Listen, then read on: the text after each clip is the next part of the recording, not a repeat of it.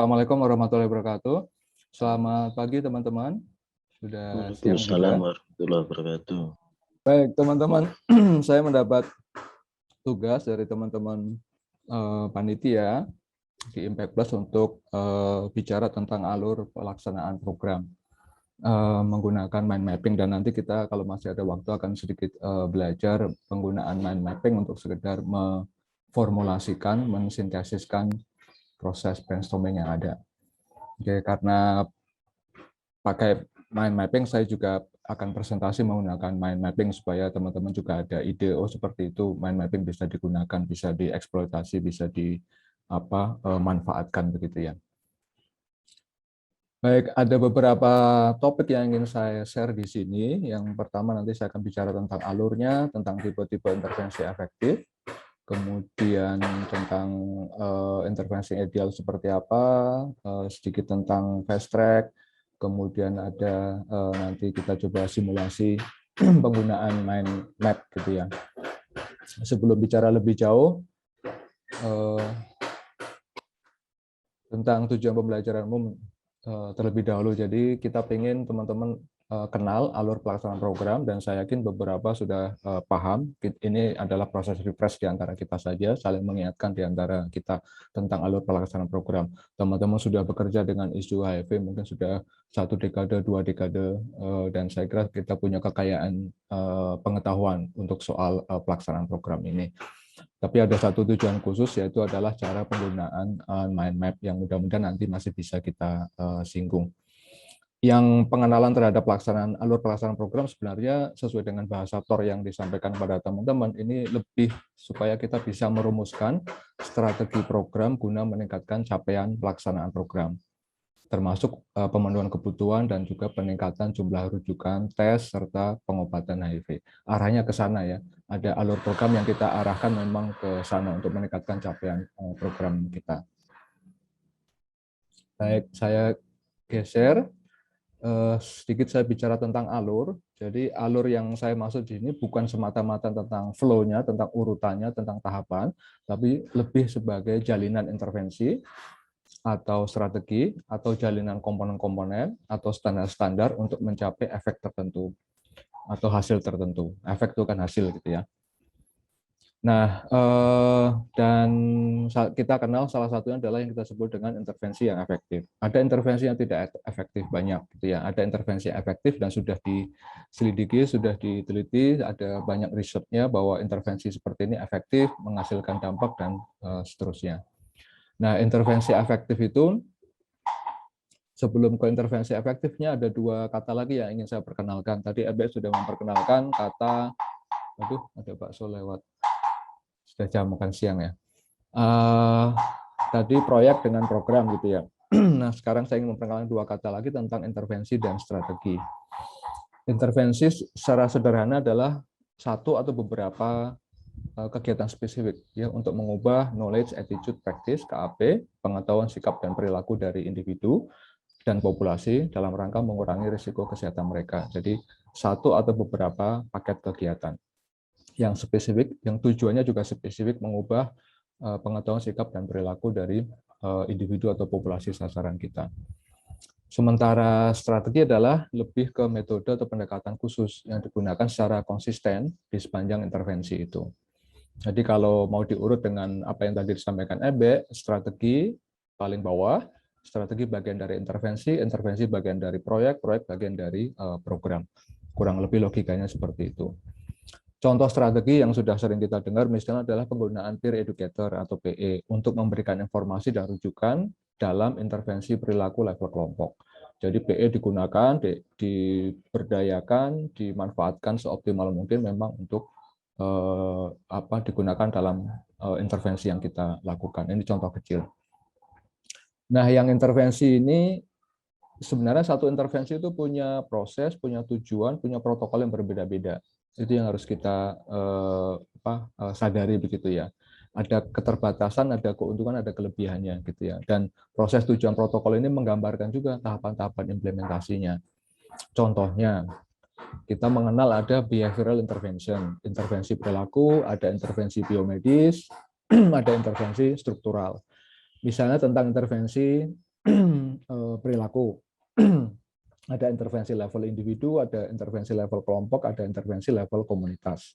Tergantung kita mau set, mau desain intervensi kita mau seperti apa. Kita hanya mau menyasar individu, tapi tidak menyasar kelompok dan komunitas, atau kita mau menyasar tiga-tiganya.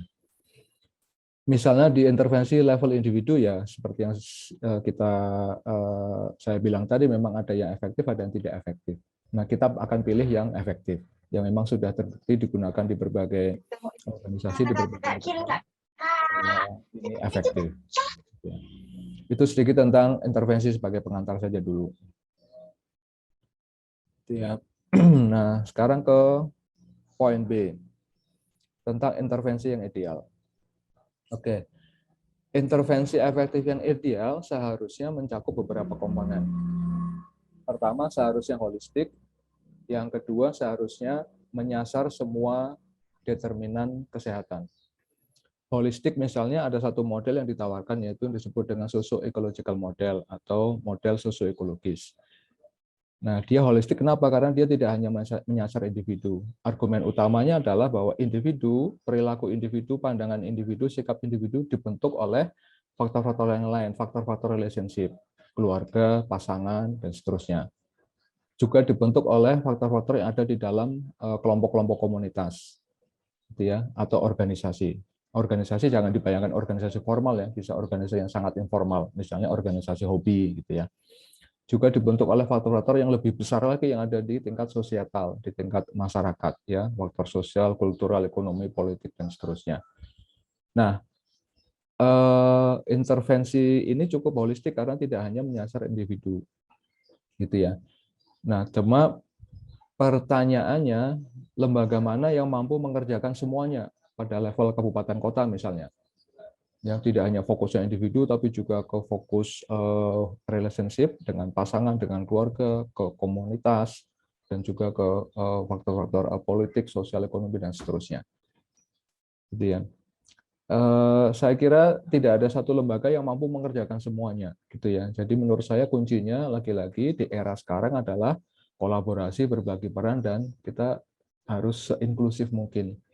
Jadi kalau pakai analisis stakeholder, kita jadi tahu siapa sebenarnya yang perlu kita ajak bermitra karena dia punya kontrol, punya kendali, dia punya pengaruh, dan seterusnya. Gitu ya. Tetapi pertama-tama di antara kita sendiri, di antara sesama CSO juga perlu lebih open minded lagi. Ya, perlu mengedepankan kolaborasi, berbagai peran, inklusif. Jangan lagi ada argumen-argumen ini wilayah saya, ini dampingan saya, itu wilayah kamu, itu dampingan kamu. Itu yang membuat kita menjadi tidak maju menurut saya, gitu ya. Apalagi kalau kita mau pakai model ini, socio-ecological model. Ada teman-teman sangat expert bermain di wilayah individu, tapi tidak expert di wilayah sosial, ya. Ngurusin isu-isu politik, ekonomi itu nggak expert. Ada teman yang lain yang justru jago di sini, gitu ya. Yang lain, intervensi ideal adalah seharusnya dia menyasar semua determinan faktor. Faktor-faktor yang menentukan kesehatan. Dalam konteks ini berarti HIV/AIDS, penularan HIV/AIDS, gitu ya. Ada faktor-faktor biomedis, ada faktor-faktor perilaku, ada faktor-faktor struktural. Faktor-faktor struktural bisa kita bedakan menjadi soal-soal politik, legal, dan ekonomi, bisa juga soal lingkungan fisik, bisa juga soal sosial dan culture, gitu ya. Tapi ada tiga itu. Nah, lagi-lagi di sini pertanyaannya, mana lembaga yang mampu mengerjakan semuanya? Dia bekerja di area perilaku, biomedis, dan struktural sekaligus. Gitu ya. Tidak banyak di antara kita yang mampu. Dia harus lembaga yang super power gitu kalau bisa melakukan semuanya. Jadi kuncinya sama saya kira dengan yang di atas. Kita harus mengedepankan kolaborasi, berbagi peran, dan inklusif. Ini idealnya kalau kita mau bicara menanggulangi HIV, melakukan pencegahan HIV secara tuntas, begitu ya. Nah, selanjutnya yang C mana ini?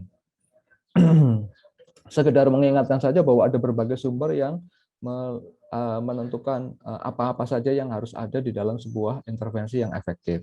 Ini sekedar checklist sederhana aja bahwa harus ada perencanaannya, harus ada implementasinya, harus ada soal-soal organisasi yang dibenahi, Ebek bicara dalam konteks itu, Kalau organisasi baik, programnya akan baik. Kalau organisasinya amburadul, programnya amburadul, kan begitu logikanya. Terus kemudian ada soal-soal penerimaan manfaat. Paling tidak 4 checklist ini yang perlu teman-teman pertimbangkan. Saya tidak akan bicara terlalu detail di sini checklistnya, tapi ada beberapa catatan menurut saya. Di soal-soal perencanaan intervensi misalnya, itu kan membahas tentang kejelasan siapa penerima manfaatnya, kejelasan goal dan objektif, teori perilaku dan sosial, nanti saya akan bicara, informasi yang akurat tentang perilaku berisiko HIV, fokus pada pengurangan perilaku berisiko yang spesifik, kesempatan untuk mempraktekkan keterampilan yang relevan. Ya, tidak semuanya saya bahas, nanti silakan teman-teman digging sendiri, elaborasi lagi sendiri. Tapi pertama tentang kejelasan siapa penerima manfaat. Sampai sekarang saya nggak tahu, tapi kalau di proyek-proyek yang didukung oleh USAID kita masih ada isu dengan populasi kunci di bawah usia 18 tahun. Kita menjangkau pekerja seks, tapi menjangkau pekerja seks anak jadi beda lagi soalnya, gitu ya. Ada supporting program yang perlu disiapkan juga ketika kita menjangkau pekerja seks anak misalnya. Nah, dalam soal tes HIV sekarang juga masih jadi isu kan, kalau yang tes HIV adalah populasi kunci tapi dia masih di bawah 18 tahun, perlu ada wali dan segala macam, itu kan jadi agak ribet, sementara banyak advokasi di tingkat regional dan internasional yang sudah menghilangkan itu. Gitu ya. Tentang teori perilaku dan sosial, ini menarik, kenapa saya ingin highlight, karena ini membantu kita mengarahkan, memfokuskan intervensi. Gitu ya. Nah, kita jangan seperti pendekar mabuk yang tebas sana sini gitu ya. Nah, lawan kita sebenarnya para researcher ya, para peneliti. Para peneliti kan alur berpikirnya sangat rapi ya. Hipotesisnya ini, variabel yang mau diukur ini, unit analisisnya ini, respondennya ini, cara ngukurnya nanti begini, begitu ya. Kurang lebih kita pengen seperti itu. Ya, meskipun tidak bisa plug seperti itu, tapi paling enggak kita bisa seperti itu. Gitu ya. Sehingga kita tidak menjadi pendekar mabuk yang tidak ada referensi teori perilaku, teori sosialnya, sehingga kita asal-asalan begitu. Nah, ini membantu mengarahkan. Misalnya, ya ada beberapa teori. Misalnya ada Health Belief Model atau HBM. Kalau kita bicara kenapa orang tidak mau tes HIV atau kenapa orang tidak mau terapi ARV, kita bisa lihat sebenarnya faktor-faktor ini. Ya, ada persepsi tentang keseriusan dari masalah. Kalau dia menganggap HIV bukan masalah, ya dia tidak akan kemana-mana. Dia tidak akan tes HIV. Ada persepsi terhadap kerentanan. Kalau dia menganggap bahwa dia tidak rentan, tidak berisiko, ya dia tidak akan kemana-mana. Ada persepsi terhadap keuntungan dan hambatan melakukan perilaku itu. Ya, kalau dia merasa apa untungnya saya tes HIV, nggak ada untungnya, dia tidak akan kemana-mana. Kalau dia merasa banyak sekali kendalanya untuk tes HIV ya, saya harus mengeluarkan transport, saya nanti ketahuan kalau saya populasi kunci, saya tidak tahu bagaimana cara bicara dengan petugas kesehatan, saya takut macam-macam. Bariernya banyak sekali yang dia bayangkan, ya dia tidak akan kemana-mana. Ada persepsi terhadap ancaman, seberapa mengancam HIV buat saya. Ini kan sesuatu yang sudah kita ketahui secara umum di lapangan ya. Beberapa populasi kunci bilang HIV bukan masalah saya. Kalau toh saya kena HIV ya sudahlah. Gitu ya. Ada banyak pandangan yang fatalistik seperti itu. Self-efficacy, kepercayaan dan rasa mampu untuk melakukan sesuatu. Apakah dia punya self-efficacy? Ya, kalau dia merasa nggak percaya diri, bisa pergi tes HIV, atau dia merasa tidak mampu bisa pergi tes HIV, ya dia tidak akan pergi. Call to action ini adalah isyarat untuk bertindak, dan biasanya ini disediakan oleh pesan-pesan yang terus-menerus, ya media KE kita, pesan-pesan WA, pesan-pesan telepon, website, dan seterusnya. Itu bisa menjadi call to action, bisa menjadi isyarat orang untuk melakukan tindakan. Nah, ini kan sebenarnya bisa digali di lapangan untuk memfokuskan, mengarahkan intervensi kita. Gitu ya. Poin saya di situ. Ada lagi health seeking behavior atau perilaku pencarian layanan kesehatan. Kenapa orang tidak mau tes HIV? Kenapa orang tidak mau pergi ke layanan misalnya? Kan pertanyaan di situ. Nah, untuk menggali itu kita sebenarnya bisa mengintip teori ini atau model ini gitu ya. Bahwa ada faktor-faktor sosioekonomi demografi, ya beberapa bisa kita ubah, beberapa tidak. Kalau umur kan ya sudahlah, mau intervensi apa kita kalau soal umur. Tapi kalau soal income, dia tidak punya pendapatan, dia miskin, ya memberikan BLT itu bisa menjadi salah satu jalur misalnya ya. beberapa ini bisa kita pengaruhi. Yang faktor kita seringnya bermain di faktor-faktor individu dan di sini, ya, di kepercayaan kesehatan dia. Tapi jarang kita memperhatikan faktor-faktor ini karena ini lebih ke supply. Tapi seharusnya kita juga punya kerja-kerja untuk mengadvokasi layanan kesehatan atau paling enggak menegosiasikan term and condition ketika melakukan pelayanan terhadap populasi kunci. Itu ya, tentang harga, tentang jarak, tentang pendekatan mereka, tentang kepuasan klien dari sudut populasi kunci kalau kliennya populasi kunci dan seterusnya. Ini bisa menjadi acuan kita, referensi kita ketika kita mempertanyakan diri kita apa yang membuat populasi kunci tidak mau tes HIV, tidak mau mengakses ART, tidak mau viral load dan seterusnya. Gitu ya, karena ini berkaitan dengan perilaku pencarian kesehatan. Ada difusi inovasi, kita juga sudah bahas. Suatu perilaku kalau tidak menguntungkan bagi dia, tidak kompatibel bagi dia, terlalu kompleks untuk dilakukan, tidak bisa dicoba, tidak bisa diamati dulu, orang tidak akan mengadopsi perilaku itu.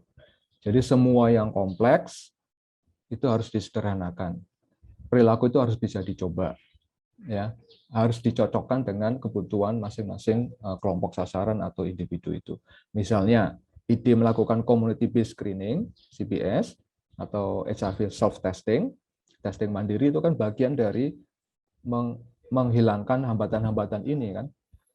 Dia bisa dicoba langsung, dia bisa diobservasi langsung oleh dampingan, tidak terlalu kompleks, ya bisa diajari langsung, cocok, bisa dibawa kemana-mana, dilakukan di rumah dia, di hotspot dia dan seterusnya.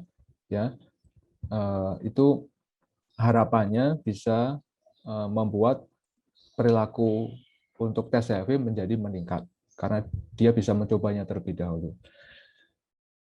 Poin saya adalah teori-teori itu atau model-model itu menyediakan kita berbagai bahan yang bisa menjadi insight lebih dalam bagi kita untuk melakukan pendalaman begitu ya.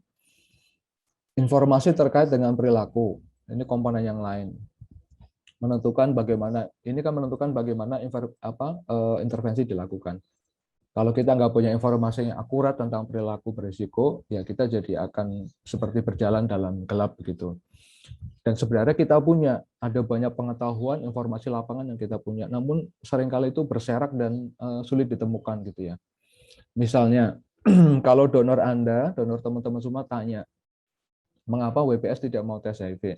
Kita bisa memberikan 3-4 jawaban yang paling umum. Tapi kalau kita diminta melis 15 jawaban mengapa WPS tidak mau tes HIV, kita agak kesulitan.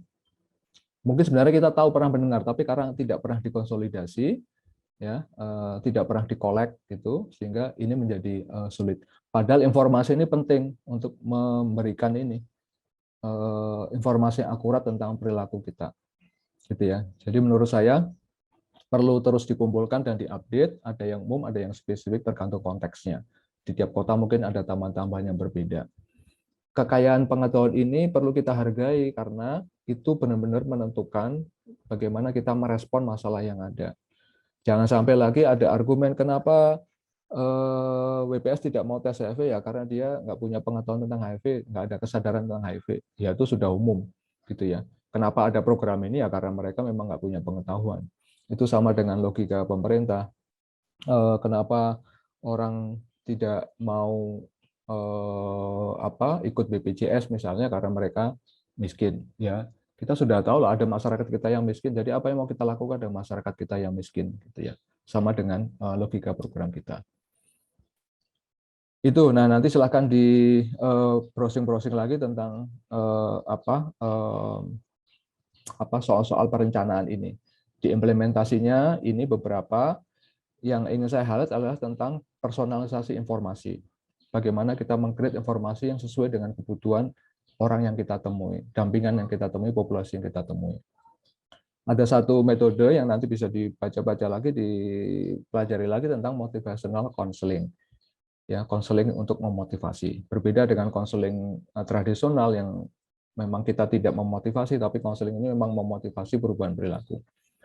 Secara umum peran teman-teman di lapangan kan ini ya, memberikan informasi, memotivasi perubahan perilaku, mengajarkan keterampilan pakai kondom, keterampilan pakai las, keterampilan mengakses layanan kesehatan misalnya, dan menyediakan sumber-sumber kan, itu ya, menyediakan media KIE, menyediakan kondom, lubrikan, menyediakan las, menyediakan akses rujukan misalnya, dan seterusnya.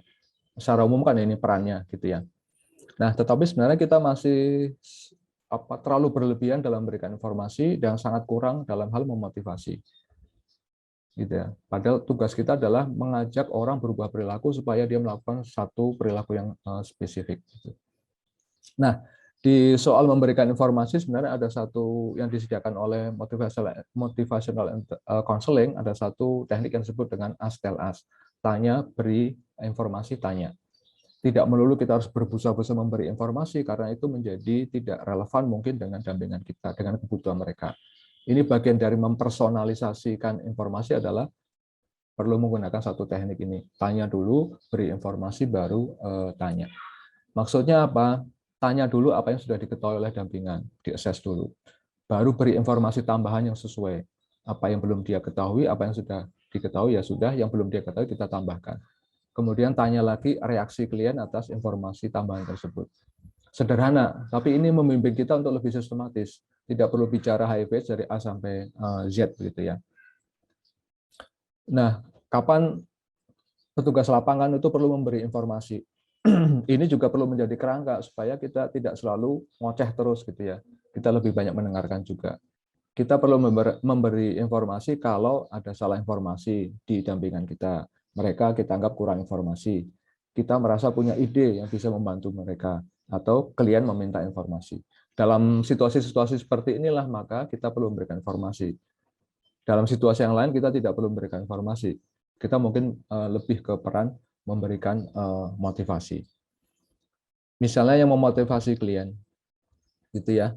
Ada namanya change talk atau ungkapan perubahan perilaku. Pada saat kita berbicara dengan klien, dengan dampingan, dengan penerima manfaat, ada ungkapan-ungkapan, ada ungkapan-ungkapan yang itu mengindikasikan perubahan perilaku sebenarnya. Dan itu harus kita tangkap untuk menjadi bahan kita memotivasi perubahan perilaku dia. Gitu ya. Kapanpun dampingan kita bicara tentang keinginan, saya ingin berubah, maka itu adalah tanda bahwa ada ungkapan perubahan. Kapanpun penerima manfaat bicara kemampuan, saya bisa berubah, saya bisa melakukan tes HIV, saya bisa pakai kondom, itu adalah indikasi bagi kita bahwa ada ungkapan perubahan yang harus kita sambut. Atau hal-hal terkait alasan, penting bagi saya untuk berubah, atau terkait kebutuhan, saya harus berubah. Soal-soal keinginan, kemampuan, alasan, kebutuhan ini menjadi clue bagi kita bahwa kita sudah perlu beralih perannya dari sekedar memberikan informasi menjadi memotivasi. Gitu ya. Dan ungkapan ini sering muncul sebenarnya, tapi jarang kita tangkap sehingga pembicaraan kita menjadi datar gitu ya. Intervensi kita menjadi kurang efektif. Dan seterusnya saya tidak akan ulas yang lain, silahkan teman-teman perhatikan saja di sini nanti bahan yang akan diberikan soal-soal organisasi ini nanti akan banyak dibahas oleh teman-teman Impact Plus gitu ya, dan juga soal penerimaan manfaat. Keterlibatan penerimaan manfaat, yakinlah bahwa keterlibatan itu seberapapun minimnya itu sangat berguna bagi program. Itu sama dengan kalau ada ungkapan-ungkapan komunitas perannya apa sih? Nggak usah dilibatkan, itulah komunitas itu. CSO apa sih perannya? Nggak usah dilibatkan CSO. Itu kan argumen yang berbahaya, gitu ya. Padahal komunitas adalah bagian dari hak sistem building block-nya WHO. Building block-nya WHO bilang komunitas adalah salah satu bloknya. Jadi kalau ada upaya-upaya argumen-argumen meninggalkan peran komunitas itu menjadi tidak relevan. Baik, saya mau bicara tentang tipe-tipe intervensi efektifnya. Tadi saya sudah singgung, ada intervensi level individu, intervensi level kelompok, ada outreach, ada manajemen kasus pencegahan, ada konseling pasangan, ada komunikasi kesehatan, ada konseling rujukan dan testing, ada intervensi level komunitas. Saya tidak akan jelaskan semuanya, saya perlihatkan saja kepada teman-teman. Misalnya intervensi level individu, ya, kontak individual. Ya, kalau nama intervensi level individu berarti adalah one on one, satu lawan satu. Tapi isinya kalau kita sebut itu intervensi level individu, maka dia harus berisi pendidikan kesehatan. Harus ada konseling pengurangan risiko. Harus ada upaya membantu klien membuat rencana perubahan perilaku. Harus ada tautan atau rujukan ke layanan. harus ada upaya menavigasi, dampingan mengakses layanan, menavigasi, mendampingi gitu ya. Kalau komponen-komponen ini tidak ada, maka sebenarnya tidak bisa disebut sebagai intervensi level individu. Nah, ada sedikit kesalahan di kita, ya, kesalahan sejarah ini. Semuanya kita tumpahkan ke dalam outreach. Outreach berperan melayani semuanya. Padahal sebenarnya outreach juga punya keterbatasan, ya. Nah, tapi itu nanti bisa diatur sendiri oleh teman-teman lah. Ketika outreach bertemu satu lawan satu, maka kita ubahlah konteksnya itu adalah individual level intervention yang isinya harus ada ini supaya efektif. Kalau nggak ada ini nanti jadi hanya bicara-bicara doang di lapangan gitu ya. Gitu ya. Outreach apa? Outreach itu sebenarnya metode yang sangat umum gitu ya. Dia lebih ke pendidikan tentang HIV/AIDS, bisa dilakukan oleh peer atau para profesional. Kita mengenal para medis, para legal, ya, bukan orang medis beneran, tapi sudah dilatih menjadi tenaga medis. Ya. Sama dengan para profesional. Teman-teman CSO adalah para profesional. Face to face dengan populasi berisiko dilakukan di tempat mereka biasanya berada, distribusi materi penjaga dan media KE. Tujuan utamanya populasi berisiko memahami status HIV mereka. Kadang-kadang kita lupa, tujuan utama kita adalah memberikan informasi, menambah pengetahuan. Sebenarnya dalam outreach tidak, tujuan utamanya adalah mereka paham status HIV. Supaya mereka paham status HIV mereka apa? Mereka harus tes kan. Jadi kembali ke soal rujukan dan mendekatkan akses tes HIV kepada mereka. Gitu ya. Jadi masing-masing intervensi ada standarnya, ada protokolnya, ada prosesnya. Gitu ya. Dan ini yang kita sebut dengan fidelity atau kesetiaan kita terhadap asas-asas intervensi yang ada. Kita tidak bisa bilang intervensi kita gagal kalau kita belum taat asas. Kalau kita sudah lebih dari 95% taat asas tapi masih gagal, baru kita bisa simpulkan bahwa oh ya, intervensi kita memang gagal. Tapi ada banyak orang bicara bahwa intervensi gagal, tapi sebenarnya karena komponen-komponennya tidak dipenuhi, prasyarat-prasyaratnya tidak dipenuhi begitu. Misalnya intervensi level kelompok. Sebenarnya sama dengan ILI tadi, intervensi level individu, tetapi bisa dilakukan oleh peer dan bukan peer gitu ya. Nah, tentang kelompok ini bukan sekedar kumpulan 2 orang atau lebih, tapi adalah kelompok yang punya ikatan. Kenapa? Karena kita ingin memanfaatkan kekuatan kelompok itu untuk tujuan intervensi kita, untuk tujuan perubahan perilaku. Ya, ada peer pressure, ada ikatan kelompok, ada kesetiaan, ada norma-norma kelompok, itu yang pengen kita gunakan. Jadi bukan hanya ketemu 2 orang di pinggir jalan, populasi kunci, terus kemudian kita lakukan intervensi level kelompok. Enggak seperti itu. Harus ada basisnya kelompok itu. Bisa kelompok hobi, kelompok pekerjaan, atau kelompok sosial yang lain. Kelompok sesama satu suku, kelompok sesama satu apalagi lokasi prostitusi misalnya dan seterusnya. Bisa kita identifikasi dan bisa sangat luas kelompok-kelompoknya ini. Itu dan yang lain-lain lagi, masih ada manajemen kasus, masih ada konseling rujukan, ada komunikasi kesehatan. Coba kita lihat komunikasi kesehatan. Komunikasi kesehatan adalah penyampaian pesan pencegahan HIV/AIDS yang direncanakan melalui satu atau lebih saluran, gitu ya. Nah, salurannya kan bisa macam-macam. Ini yang sudah kita kenal, gitu ya. Termasuk penyuluhan yang kita sebut dengan one shot education, gitu ya, dan seterusnya. Intervensi level komunitas ini menarik sebenarnya, tetapi kita kadang-kadang nggak punya kekuatan juga melakukannya. Harus berkonsorsium. Ini misalnya tentang mobilisasi komunitas, intervensi struktural itu bagian dari intervensi level komunitas, karena yang dijangkau bukan individu atau kelompok lagi, tapi semua, the whole community di satu kabupaten kota misalnya, atau di satu kecamatan gitu ya. Ya, populasi MSM di kabupaten A itu adalah level komunitasnya. Maka kita lakukan ini. Ada intervensi kebijakan, ada community wide event-event yang berskala luas ya. Untuk menyadarkan bahwa ada loh problem seperti ini. Nah, misalnya ada Hari AIDS Dunia dan seterusnya.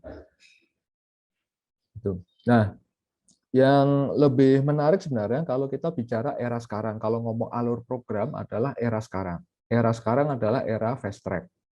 Itu inisiatif internasional, inisiatif global, di tingkat nasional sudah diadopsi oleh Kemenkes, dan kita juga bagian dari situ. Gitu ya. Dulu kita kenal 90-90, tapi itu sudah lewat karena 2020 harusnya kita sudah mencapai 90-90-90 dan tidak tercapai. Sehingga kita bergeser ke 2030 dengan 95, 95, 95. Kita sebut dengan triple 95. Ya, agak enak sih ngomongnya daripada triple 90, 90, 90 gitu. Dan orang sering bilangnya jadi triple 90, 90, 90 gitu ya, nggak pernah tercapai jadinya. Oke, jadi sekarang adalah eranya triple 95. Ya, 95% mereka yang positif, 95% Polda mengetahui statusnya, 95% mereka yang positif mendapatkan pengobatan, 95% mereka yang dalam pengobatan tersupresi viral load-nya. Itu idenya. Nah, yang menarik kalau kita bicara tentang alur program, ada cascade. Tadi Epe sudah menyinggung-nyinggung cascade ya, meskipun dalam konteks yang lain. Ini cascade yang bisa menjadi alur program kita. Itu ya. Pertama-tama program kita akan mengidentifikasi populasi kuncinya. Siapa, di mana, bagaimana karakteristiknya, apa perilaku berisikonya, dan seterusnya, dan seterusnya. Kedua, menjangkau mereka. Dan ketiga, bar ketiga ini, bagian dari 95 pertama adalah populasi kunci tahu status HIV-nya. Ketika mereka tahu status HIV-nya, bisa HIV negatif, bisa HIV positif. Nah, kita pengen 95% mereka yang kita jangkau itu tahu statusnya. Itu target idealnya ya, gitu ya. Baru kemudian ke logika berikutnya, ke alur berikutnya. Mereka yang positif masuk ke perawatan, mereka yang masuk perawatan inisiasi ARV, ini harus 95% dari yang positif.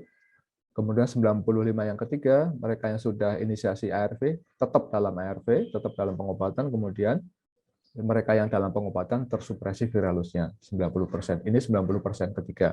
Ini 90% kedua, ini 90% pertama. Nah, yang menarik pendekatan cascade ini mengakomodir socio-ecological model yang tadi saya bilang. Ya, ada level individu, relationship pasangan, level kelompok sama level komunitas. Dan juga mengakomodir semua bentuk intervensi. Intervensi perilakunya ada, intervensi biomedisnya ada, intervensi strukturalnya ada kalau mau berhasil. Yang menarik di situ. Dan kita bisa breakdown ini ke lingkup pekerjaan kita. Ya, kalau kita bertanggung jawab untuk menjangkau MSM di satu kabupaten kota, kita tetap bisa menggunakan alur ini. Ini satu alur yang sekarang ada.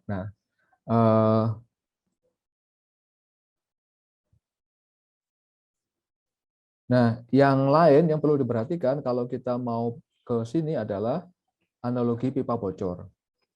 Ya, karena ini berguna untuk memperbaiki program kita. Nah, satu lagi saya lupa. Menurut saya di zaman sekarang, era sekarang, setiap CSO, setiap OMS perlu mampu bekerja di sepanjang cascade. Gitu ya. Saat ini eranya adalah seperti itu. Teman-teman tidak bisa hanya berkutat di sini saja, ya, di menjangkau dan merujuk, tapi perlu sampai ke sini. Ya, karena itu peluang, tapi sekaligus tantangan kita juga sih. Itu peluang, karena sekarang semua pendanaan itu mengarahnya ke sini. Tapi itu sekarang tantangan kita juga harus mengubah mekanisme-mekanisme di internal organisasi supaya organisasi kita mampu untuk bekerja di sepanjang cascade ini. Dan di dalam logika cascade ini sebenarnya menjangkau itu adalah input untuk masuk ke 95 pertama. Output dari penjangkauan adalah 95 pertama, orang tes HIV, orang tahu statusnya. Gitu ya. Jadi kita tidak perlu terlalu mencurahkan energi terlalu besar lagi di soal-soal menjangkau. Soal-soal menjangkau harus kita selalu linkkan dengan orang tahu status HIV-nya, gitu ya. Nah, kembali ke analogi pipa bocor. Di sepanjang program ada kebocoran-kebocoran program. Pipa programnya ada banyak yang bocor. Itu yang harus kita tambal. Nah, ini yang akan membuat intervensi kita menjadi lebih efektif. Ya, kalau ini ada keran, sumber keran airnya, ini adalah ujungnya VL, maka di awalnya adalah identifikasi populasi kunci. Ya, semua yang diidentifikasi idealnya bisa kita jangkau. Kalau pakai logika 95 tadi, minimal 95% dari yang sudah kita identifikasi bisa kita jangkau. Kan begitu. Nah, tapi kan ada kebocoran selama prosesnya. Di mana bocor-bocornya itu, kenapa bocor, itu yang perlu dicari tahu. Supaya intervensi kita menjadi lebih berdampak. Ya. Dari menjangkau populasi kunci sampai tes populasi kunci, ada kebocoran. gitu ya, entah kebocoran di proses-proses rujukannya atau di proses tesnya yang susah, aksesnya yang susah, promosi yang kurang, tautan atau linkage-nya yang kurang, atau pengetahuan literasi tentang HIV yang kurang, baik di petugas maupun di dampingan. Dari tes ke diagnosis ada kebocoran. Perlu kita cari tahu di mana apa yang menyebabkan kebocoran itu. Ya, dari orang sudah terdiagnosis sampai masuk perawatan ada kebocoran dan seterusnya sampai dengan supresi viral load. Logika pipa bocor ini saya kira bisa membantu kita mengoptimalkan alur program yang sekarang sudah ada untuk bisa kita perbaiki, untuk bisa dioptimalkan lagi. Gitu. Nah, misalnya pertanyaan reflektif ini. Apa peran OMS, peran CSO untuk menambal kebocoran program tersebut? Karena sekarang pemerintah pasti akan demand ke teman-teman komunitas. Peran kamu apa supaya kita bisa mencapai target treatment? Rapot kita masih merah di antara negara-negara lain. Ya, order on treatment masih 40%, padahal target kita 95%. Diperkirakan tahun 2027 baru tercapai 90%, 2030 baru 95%. Tapi sekarang masih 40%. Nah, peran teman-teman akan ditagih ke arah sana ke depan ini. Ya, baik oleh pemerintah maupun oleh lembaga donor. Atau ini menurut saya sih perlu menjadi misi baru dari lembaga gitu ya. Perlu menjadi strategic plan baru di lembaga supaya kita bisa merespon situasi yang ada untuk kepentingan lembaga kita untuk survival juga, tapi juga untuk memfasilitasi dampingan. Gitu ya. Nah, perannya kita coba breakdown di 95 pertama, 95 kedua, dan 95 ketiga. Terus nanti soal-soal kolaborasi komunitas dengan fasilitas. Di 95 pertama, seperti yang saya bilang tadi, penjangkauan adalah input, itu untuk mencapai output 95 pertama. Output 95 pertama adalah orang tes HIV. Fokusnya di 95 pertama adalah jumlah popcorn yang tahu status HIV-nya. Dan intinya adalah di 9 pertama adalah case finding, penemuan kasus. Kita sudah pahami itu. Nah, di penjangkauan menurut saya, karena ini sebagai input saja, untuk bisa mencapai output 9 pertama, yaitu orang tahu status, maka betul jumlah target perlu kita batasi, supaya lebih measurable, lebih achievable juga. Nggak bisa lembaga kita kapasitasnya hanya 10 penjangkau, terus dikasih target 5.000 orang gitu ya, atau 10.000 orang gitu ya. Itu menjadi tidak realistis ya. Jumlah dibatasi. Tapi menurut saya kontaknya tidak perlu dibatasi. Ada orang yang bisa dikontak sekali, dia sudah mau pergi tes HIV. Ada orang yang butuh dikontak 5 kali, baru dia bisa pergi ke tes HIV. Ada yang lebih dari itu. Jadi kontak berulang itu memang bagian dari proses. Gitu ya. Kalau mau cari efektivitasnya berarti satu kontak, satu rujukan. Itu efektif. Tapi kan jarang yang seperti itu.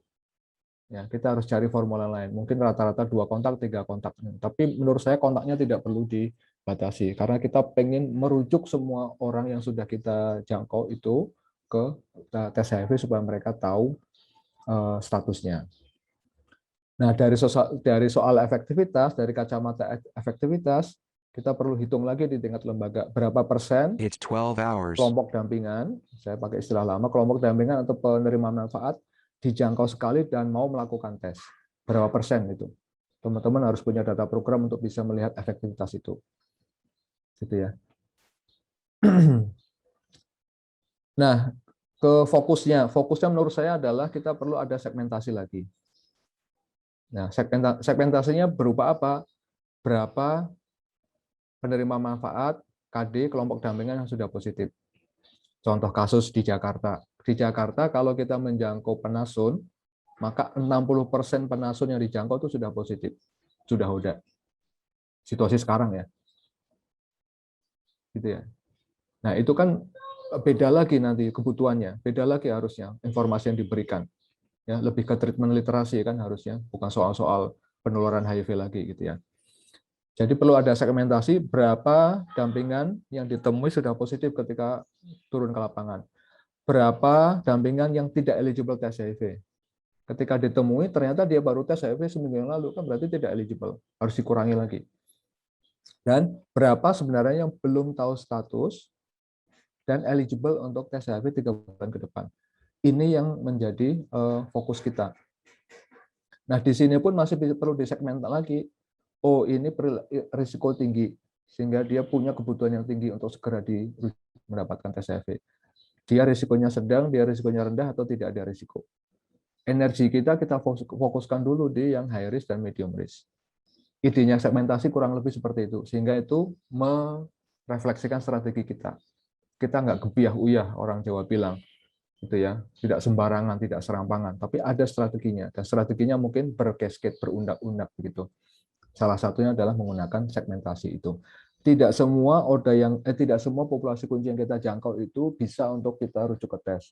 Satu, karena dia sudah positif ketika ditemui. Dua, karena tidak eligible, karena sudah tes seminggu lalu, 2 minggu lalu, 2 bulan yang lalu. Tapi sisanya belum tes, belum positif, ya, itulah yang eligible. Nah, teman-teman perlu memanfaatkan data program untuk melihat ini. Kalau saya punya target 1.000 MSM harus dijangkau di Kabupaten A misalnya, kita bisa lihat yang positif berapa, yang tidak eligible berapa, ya, sisanya berarti adalah mereka yang eligible untuk kita rujuk. Itu sehingga target kita nggak murni 1.000 sebenarnya. Mungkin target kita sebenarnya hanya 600, karena 600 itu yang belum tahu statusnya. Gitu ya. Tentang case finding. Jadi apa strateginya yang sudah terbukti efektif? Intervensi yang terbukti efektif. Pertama, targeted testing, bukan general testing. Targeted testing adalah menyasar mereka yang memang berisiko tinggi. Untuk melakukan penemuan kasus, kita nggak bisa merefer sembarang orang, merujuk sembarang orang. Harus yang high risk, high need. Gitu ya. Itu yang disebut dengan targeted testing. Bagaimana mengetahui itu? Teman-teman punya skill-nya kan untuk melakukan assessment risiko itu. Itu targeted testing, memang fokus. Yang kedua, kalau mau case finding adalah secepatnya melakukan community based screening atau HIV self-testing. Ini teman-teman Spiritia, teman-teman UNFPA sudah melakukan itu, sudah menjadi riset, hasilnya bagus. Sekarang mau ada lagi, tapi masih dalam payung implementation riset juga. Menurut saya agak berjalan di tempat kita. Sudah saatnya sekarang community based screening itu menjadi program, tidak menjadi implementation research lagi. Mobile testing, teman-teman sudah sering melakukannya. Recency testing, itu bagian dari cara untuk meningkatkan case finding. Recency testing itu adalah melihat sebenarnya orang ini, kalau dia positif, sebenarnya dia sudah positif dari sejak kapan. Itu ya, resensi, kebaruan dari terinfeksi, kapan dia terinfeksi. Kalau kurang dari 6 bulan, itu dianggap infeksi baru. Nah, secara global di dunia, rata-rata orang yang terinfeksi HIV dan dia tes, itu sebenarnya sudah terinfeksi 5 tahun yang lalu. Itu data global. Di Indonesia kita belum tentu. Belum tahu ya. Kalau kita punya resensi testing, itu bisa memfokuskan kita juga. Strategi kita juga gitu ya. Yang lain tentang PrEP. Nah, itu bagian dari case finding. Kemudian yang lain tentang notifikasi pasangan dan anak. Semua pasangan ODA dan anak biologis ODA perlu kita ajak tes HIV. Karena penemuan kasusnya tinggi sekali.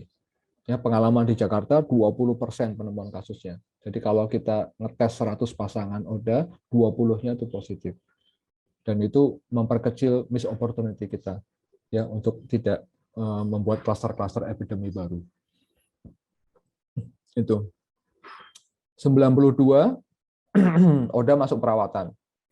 ODA masuk perawatan apa sih maksudnya? ODA masuk perawatan itu dia oleh petugas kesehatan di staging.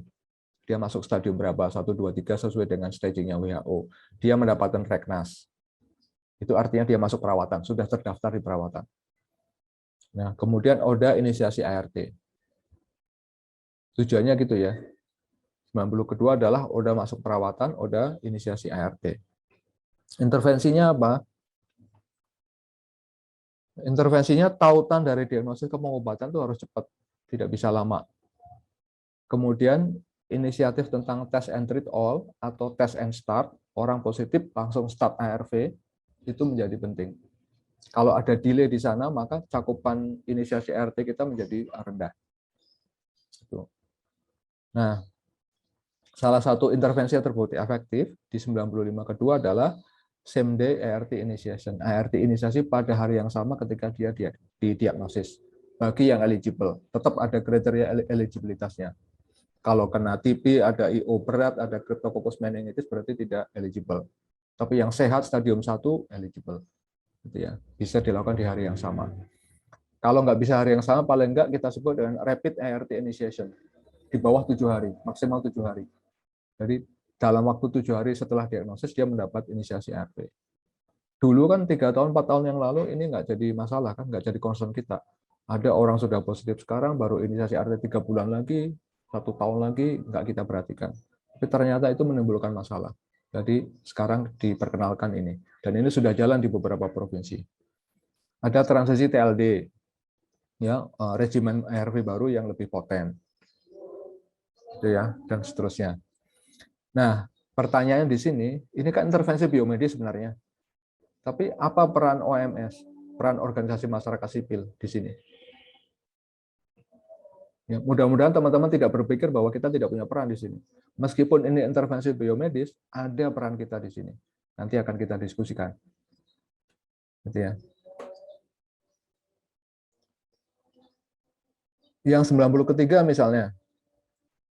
90 ketiga itu urusannya mempertahankan ODA on ART dan supresi viral load. Gitu ya. Ada satu konsep yang sekarang perlu juga teman-teman melakukannya. Ada yang disebut dengan differentiated service delivery, ada lagi differentiated ART delivery. Yang differentiated ART delivery adalah urusannya bagaimana mendiferensiasikan, membeda-bedakan layanan pada ODA yang on treatment dan pada akses viral load supaya sesuai dengan kebutuhan mereka. Kalau ada 170.000 ODA di Indonesia, tidak mungkin 170.000 itu punya kebutuhan yang sama.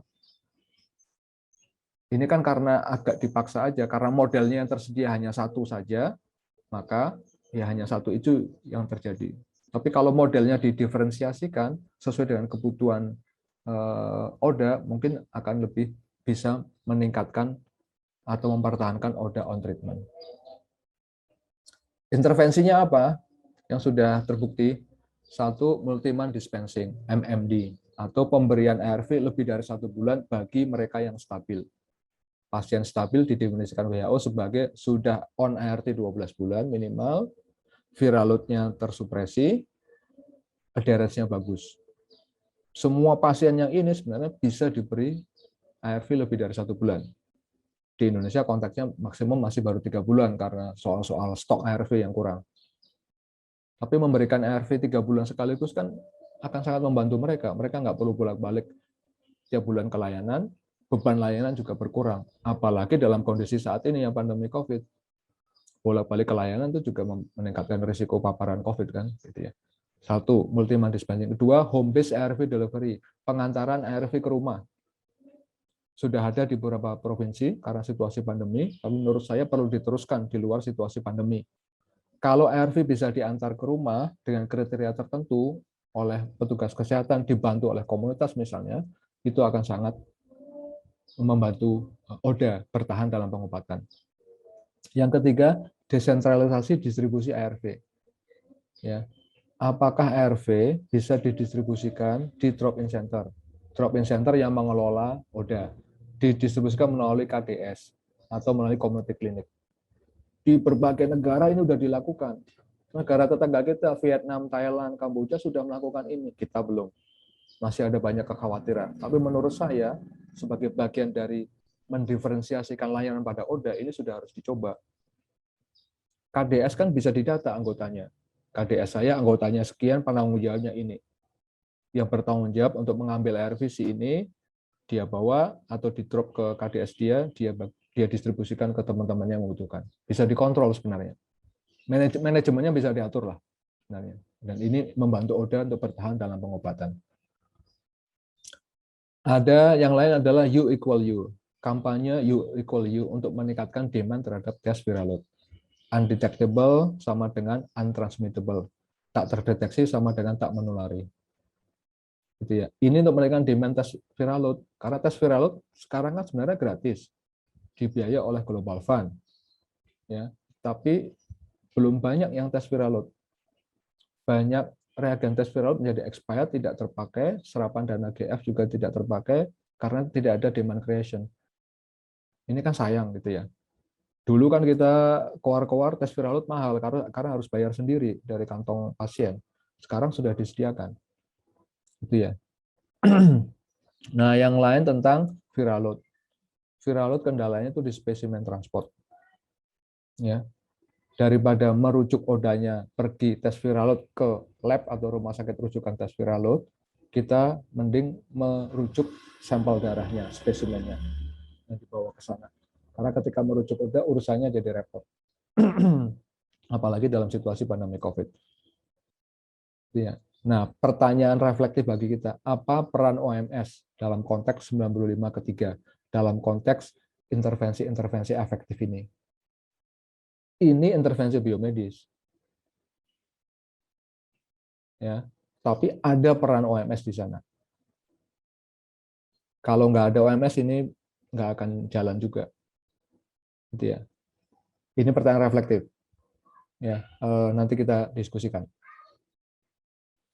Oke, dari semua hal itu, 95 pertama, 95 kedua, 95 ketiga, intervensi-intervensi efektif, inovasi-inovasi program yang sudah dianggap sudah efektif, ini pertanyaannya. Saat ini kita perlu memperbaiki cara-cara kita berkolaborasi dengan fasilitas layanan kesehatan. Komunitas harus berkolaborasi dengan fasilitas. Kalau tidak, fasilitas kesehatan kita tidak akan mampu mengelola semua manajemen penanggulangan HIV/AIDS. Harus dibantu, gitu ya. Teman-teman yang secara legowo mau berkontribusi membantu Vaskes, fasilitas, itu yang menurut saya akan mempunyai dampak program yang lebih baik. Karena kemudian kalau kita pakai logika cascade tadi, maka teman-teman bisa mengoptimalkan pekerjaan teman-teman di sepanjang cascade. Ya, tidak hanya urusan menjangkau lagi, tapi juga memastikan orang tahu status HIV, yang sudah tahu statusnya masuk perawatan, inisiasi ARV, dan seterusnya. Desentralisasi distribusi ARV jika dilakukan di DIC atau KDS, dan hal tersebut di masa COVID-19 cukup efektif. Pertanyaannya, bagaimana dengan aturan atau kebijakan Kementerian Kesehatan ya dalam hal ini? Gitu. Terus ada beberapa pertanyaan lain juga dari Daniel juga misalnya. Respon pemerintah tentang community based screening, karena program butuh dukungan juga dari pemerintah, sementara menurut saya ini adalah program percepatan dalam mencapai case finding. Mungkin itu bisa sekaligus dijawab saja oleh Mas Aan. Nanti kalau ada teman-teman yang mau langsung nanya juga boleh raise hand ya. Terima kasih, Wanto. Yang pertanyaan pertama dari Rohim. Jawaban singkatnya adalah belum ada payung hukumnya, belum ada polisinya. Dan sejak tahun 2018 saya kira, kebijakan kita relatif ketinggalan dengan semua kemajuan program. Programnya udah ada banyak jalan duluan, itu belum ada kebijakannya.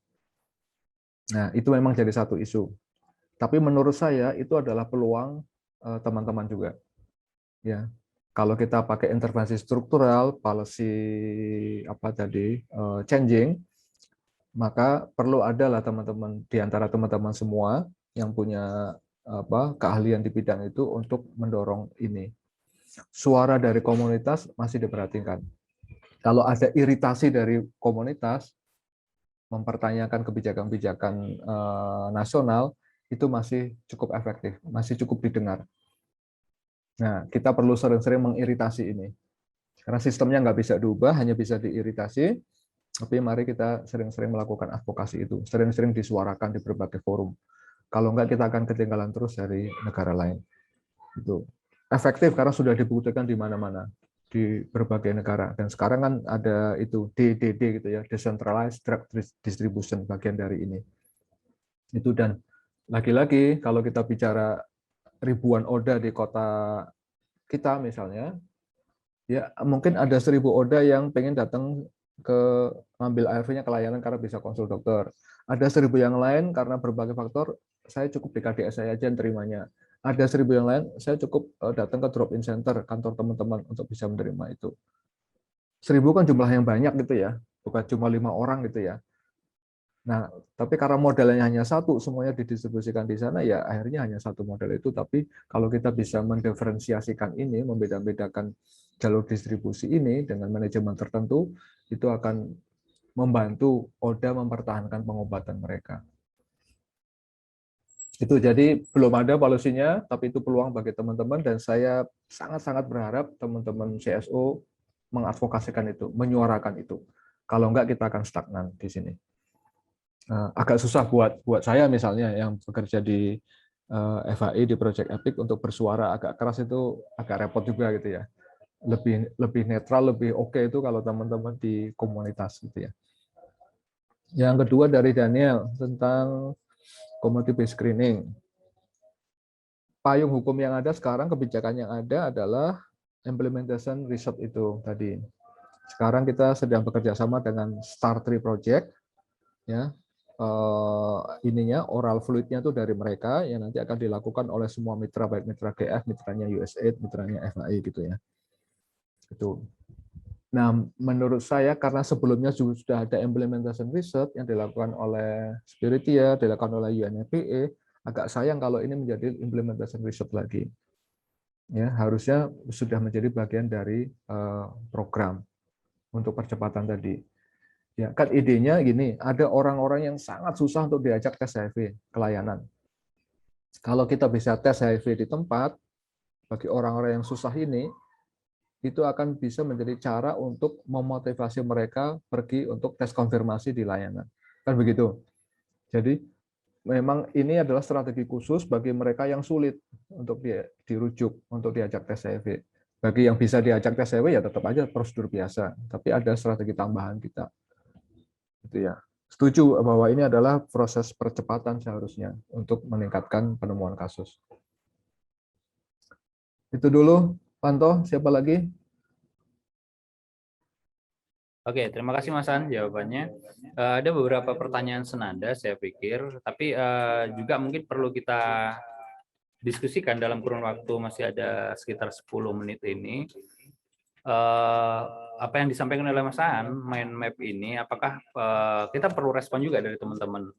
Apakah ini memang sebenarnya dibutuhkan oleh teman-teman atau tepat untuk kemudian nanti memudahkan teman-teman dalam perencanaan program dan lain sebagainya? Karena ini kita nyambung alurnya dari sesi pertama tadi sampai sesi kedua hingga nanti sesi keempat. Nah, kalau misalnya teman-teman berkenan, silakan kalau ada yang mau bertanya langsung kepada Mas Aan atau untuk menanggapi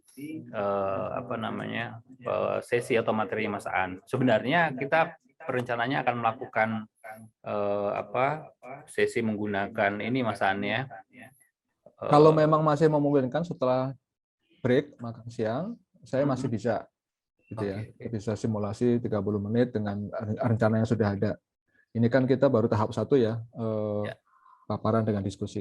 Nanti sesi berikutnya kita bisa langsung simulasi. Kalau memang masih bisa, monggo ditentukan oleh teman-teman. Oke, saya persilakan teman-teman untuk menanggapi terlebih dahulu karena waktu kita sampai 12.30, tapi ketika misalnya kalian merasa apa yang ditawarkan oleh Mas Aan nanti sekiranya bisa kita lakukan bersama, saya pikir itu akan lebih membantu kita dalam proses-proses perencanaan dan desain program ke depan. Kalau teman-teman berkenan, nanti kita akan lanjut setengah jam berikutnya sampai jam 13.00 berarti gitu. Silakan kalau yang mau berbicara open mic langsung bisa sekaligus menanggapi atau bertanya juga. Izin Mas Wanto. Iya, Daniel. dari Daniel ya. Oke, silakan. Terima kasih Mas Aan, Daniel Ramadan dari Grafik. Untuk materi mind map ini kalau saya sebetulnya ini baru pertama kali melihat pemaparan yang begitu lengkap ya. Karena kadang-kadang kita itu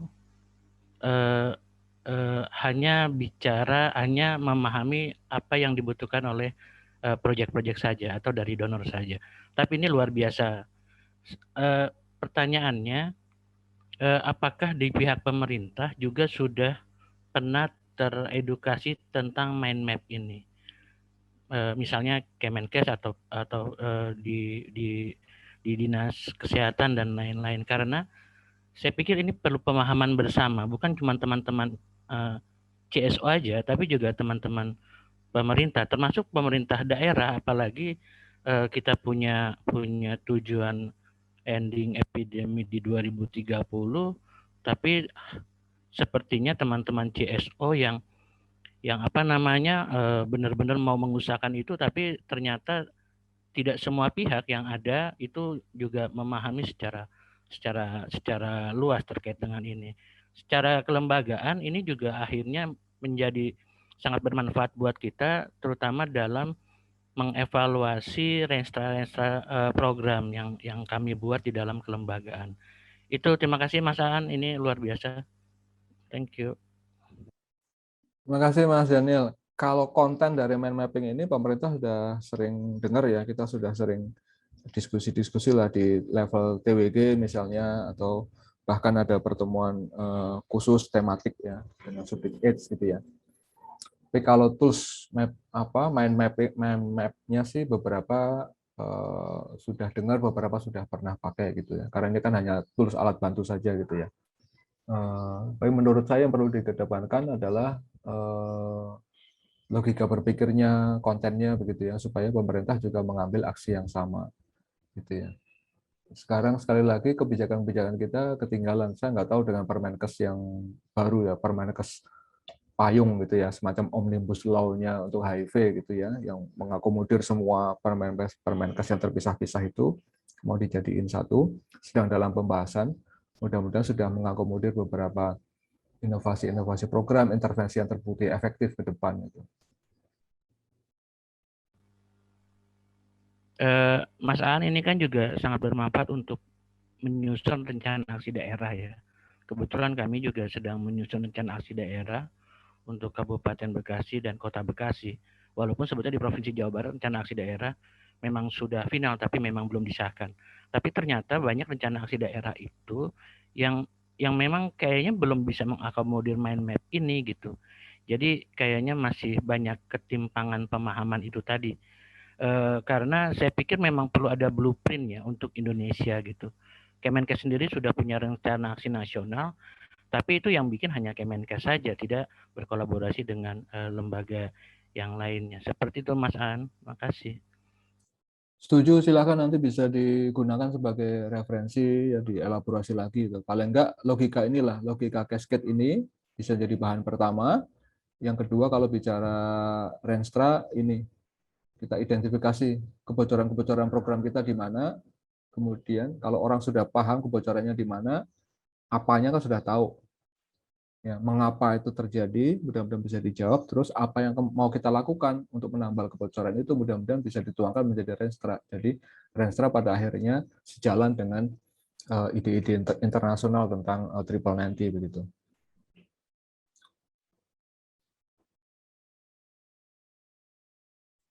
Oke, terima kasih Bung Daniel. Boleh satu orang lagi untuk menanggapi. Jam 12.30 kita break. Atau mungkin Mas Aan ada yang mau ditambahkan terkait dengan ini tadi, perannya teman-teman OMS pada konteks ini tadi. Nah, peran itu tadi sebenarnya nanti akan menjadi bahan latihan kita di mind map, penggunaan mind map. Gitu ya, itu akan jadi pertanyaan reflektif sambil mencoba mind map, teman-teman brainstorming, letakkan semua yang memang perlu dilakukan oleh OMS untuk Triple 90 tadi. Kira-kira apa idenya sehingga kita bisa dapat dua hal. Kita familiar dengan mind map, kita juga dapat ide apa yang perlu dilakukan gitu ya. Bukan soal benar atau salah dulu, yang penting taruh aja dulu semuanya, jangan dibatasi ini bisa dilakukan, ini tidak bisa, tapi semua ide kreatif nanti dituangkan dulu. Idenya seperti itu nanti, Wanto. Baik. Oke, terima kasih Mas Aan. Saya pikir cukup dulu untuk sesi pertama kita dengan Mas Aan ya.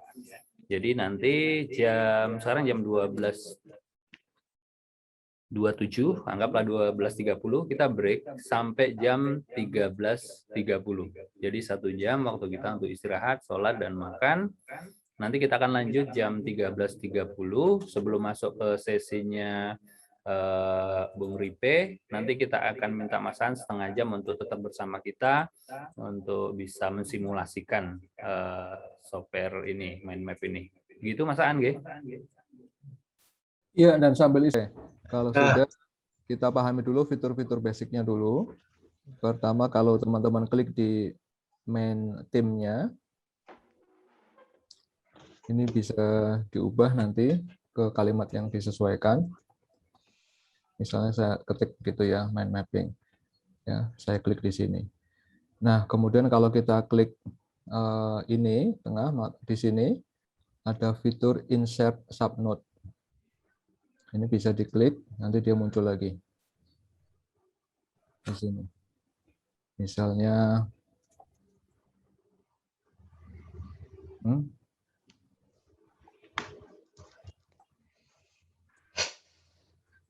oke. Kemudian kalau kita klik lagi di anaknya tadi, kita klik lagi di sini, tambah, insert lagi, dia muncul lagi. Begitu seterusnya. Itu fitur-fiturnya. Kalau klik lagi di parent-nya, di yang utamanya, nanti bisa kita buat seperti ini.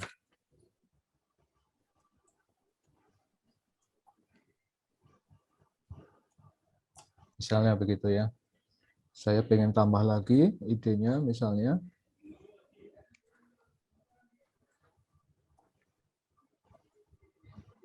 Bisa muncul seperti ini. Jadi teman-teman yang pengen bikin cabangnya lagi tinggal klik di mana yang ingin dikasih cabang. Ya, klik perintahnya ada di sini. Cabang gitu. Itu fitur yang pertama. Yang kedua, kalau teman-teman mau insert media, gambar, ya, klik dulu di tempat di mana gambar itu akan di-insert, baru klik ini. Ya, insert image. Bisa di-select, bisa drag and drop gitu ya. Misalnya saya drop apa?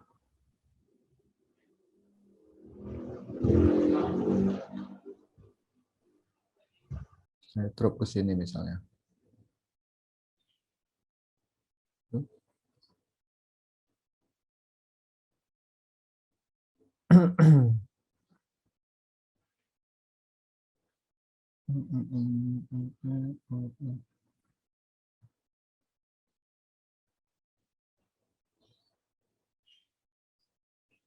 Nah, dia akan muncul seperti ini. Oke. Itu insert image atau yang lain. Ya, tinggal diklik di bagian mana yang akan di-insert image-nya, terus klik ini. Baik. Kemudian yang Saya nggak tanda... bisa insert image, Mas. Oh ya? Kenapa? Apa perintahnya? Nggak bisa diklik, Mas. Oh, begitu. Oke lah, nggak apa-apa. Insert image kan bagian dari aksesoris ya. Yang penting basic fungsinya dulu. Kemudian yang ini, tanda bintang ini adalah untuk mengubah temanya. Bisa ada beberapa pilihan, misalnya saya nggak suka model ini, saya bisa pakai model ini, saya bisa pakai model ini, dan selanjutnya. Ini juga bisa dipilih di bagian tim sebelah kiri ini. Ya, tinggal dipilih mana. Oke. Misalnya saya puas dengan desain ini, oke. Kemudian ada menu yang lain di sebelah kiri, itu adalah insert relationship to node. Nah, ini untuk menghubungkan. Mungkin kita merasa bahwa antara siapa pengguna mind mapping dengan apa manfaatnya itu berkaitan, maka saya tarik ke sini garisnya.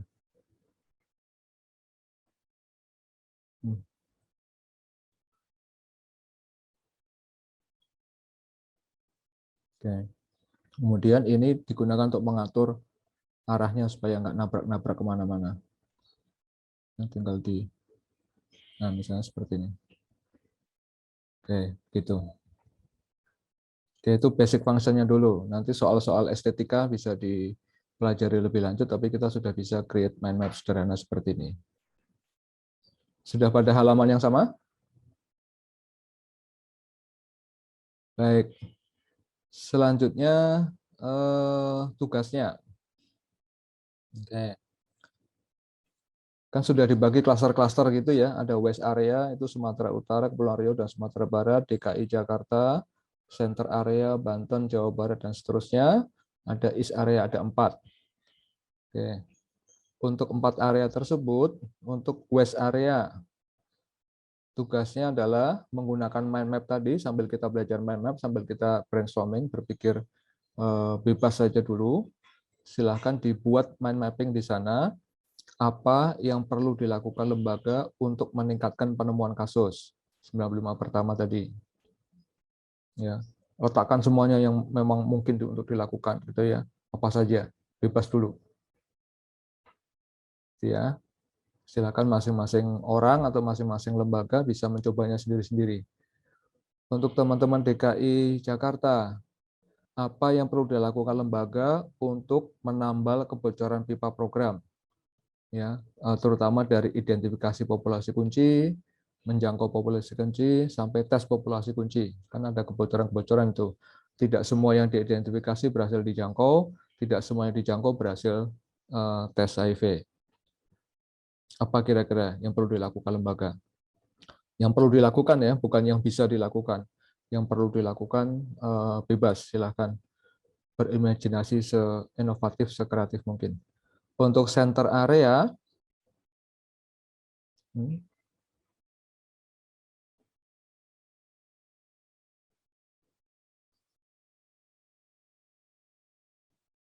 oke, ini nggak usah. Untuk center area itu Banten, Jawa Barat, Jawa Tengah, Jawa Timur. Silahkan dibuat mind mapping apa yang perlu dilakukan lembaga untuk meningkatkan cakupan tes PL. Itu. Kemudian untuk East area, apa yang perlu dilakukan lembaga untuk mempertahankan ODA on ART. Oke, ini tugasnya. Silahkan dibuat mind mapping berdasarkan ini. Ya, isinya mind mapping bebas, bentuknya bebas, terserah teman-teman.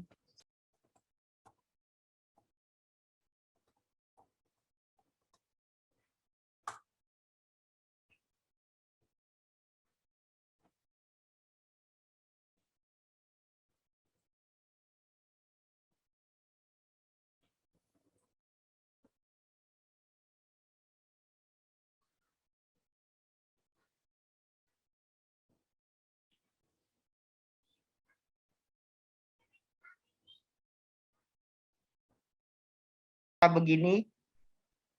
Nah, mantap. Koordinasi dengan peer support, koordinasi dengan layanan kesehatan. Oke. Yes, Viralot, ya. Nah, itu masih bisa diperkaya lagi, terus ditambah-tambah lagi masih bisa. Ya, terima kasih. Terima kasih, Mas Teguh. Sama-sama. Wah, sudah banyak nih anaknya. Alhamdulillah. Apa yang dilakukan lembaga? Apa yang dilakukan lembaga? Oke. Terus, ya. Siap. Udah bisa lah kan Mas ya? Kalau insert media udah bisa belum tadi? Udah Mas, udah bisa. Oke, siap. Thank you, Rido. Tinggal dibiasakan saja, diulang lagi, nanti digunakan di lembaga. Semakin sering menggunakan akan dengan mudah memanfaatkan ini dengan sendirinya begitu. Terima kasih teman-teman sudah coba, mudah-mudahan bermanfaat. Saya kembali.